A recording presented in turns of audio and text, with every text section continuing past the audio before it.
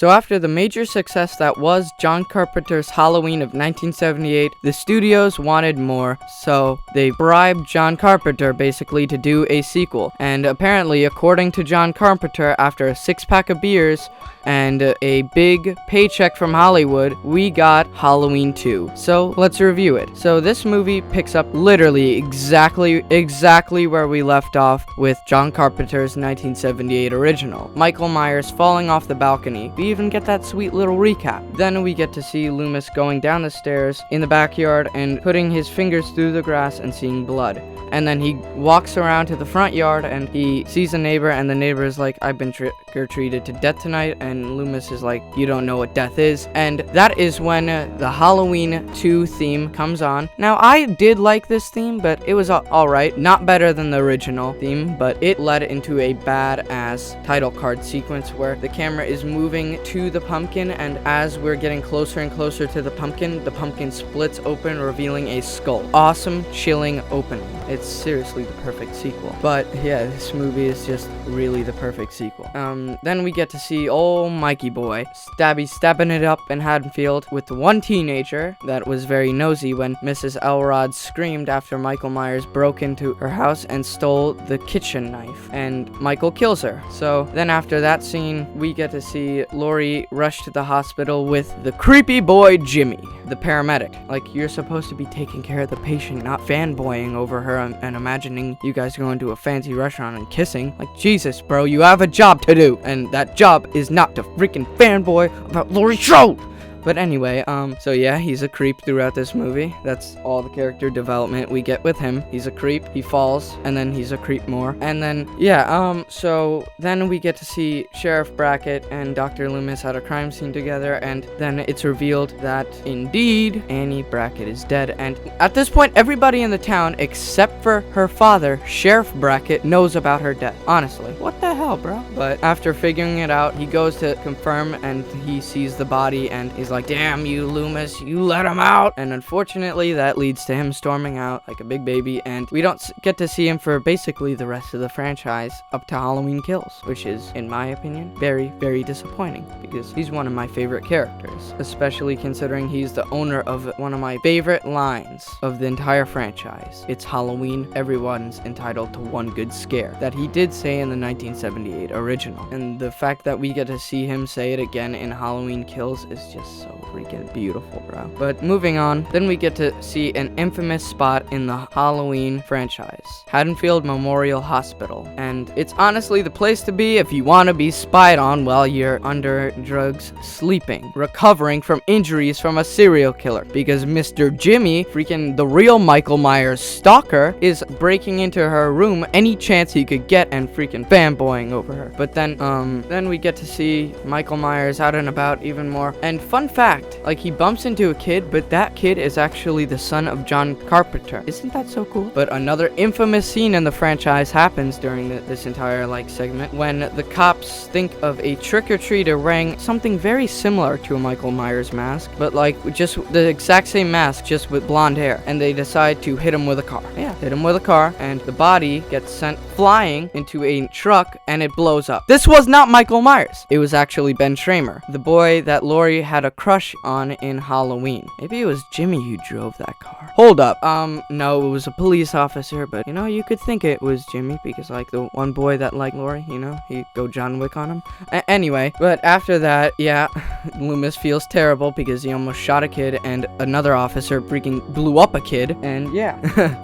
Haddonfield is not really the right place to be for for police officers. But yeah, I would not want to be a resident on Halloween night in there, because I've dressed up as Michael Myers for Halloween 2 times. Thank God I didn't get hit by a car those 2 times. I'm not a killer. But yeah, that scene was very iconic in the franchise. But anyway, moving on, then we get to see Michael Myers finally reach the hospital and pursue Laurie after killing a bunch of nurses and doctors. Now, while this is all going on, Nurse Marion Chambers and Dr. Loomis and the local sheriff are driving out of Haddonfield because Loomis is not allowed there anymore. He's banned.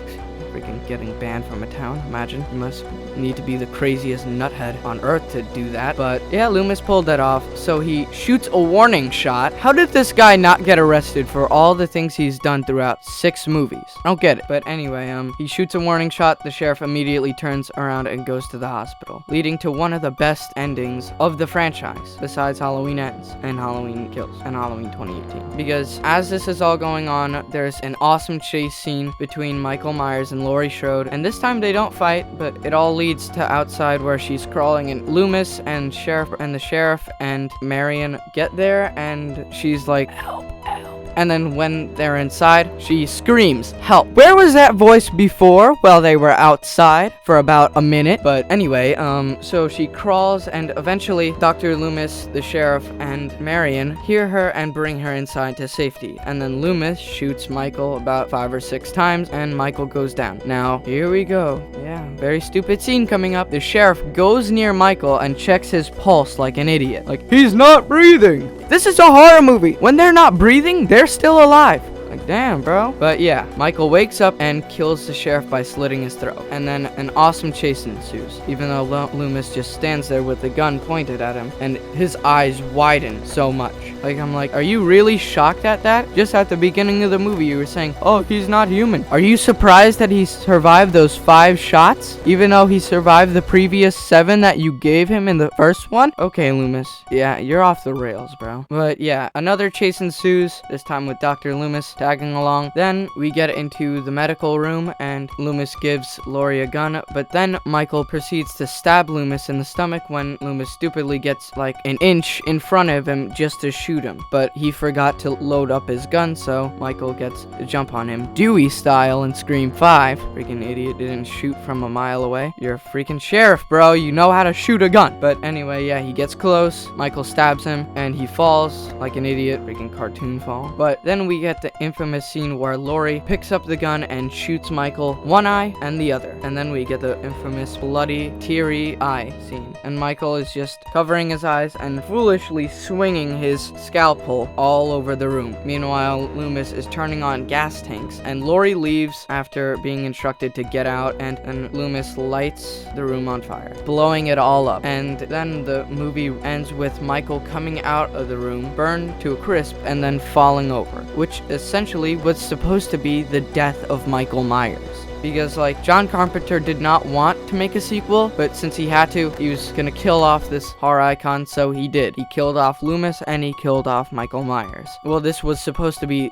their deaths. This was supposed to be the end of Michael Myers, but thank God it wasn't. But yeah, the movie ends with Laurie being taken to a different hospital, and the Mr. Sandman music, just like in the beginning of the movie, plays at the end of the movie. So honestly, like I said throughout many times in this video, this is my favorite Halloween sequel out of all of them. Halloween Kills is a really good Halloween sequel, but it is nowhere near as good and as classic as Halloween 2. Now, of course, 10 out of 10 easily. If I say it's a classic, it's gonna be a 10 out of 10. Really good movie. And by the way, before I end this video, just letting you guys know, since it is October 10th, and this is only the second Halloween review, in the event that we do not get this franchise, fully recap by the end of October, we will be picking up and reviewing the rest of the movies starting September 1st, 2025, because I started very late for some reason. I really don't know why. But in the event that we don't finish recapping the franchise, this year, we will finish it next year. So that's just a little heads up for you guys. But that's all I really have to say about this movie. It was really well done, and it was really interesting how they decided to put Michael Myers as the brother of Laurie Strode. Yeah, thankfully that was retconned, but that was a very stupid element in this movie, and even John Carpenter went on to say that that was a stupid decision. But overall, man, this is a 10 out of 10 movie, a really well done sequel. But that's really all I have to say about this movie. Bye, guys.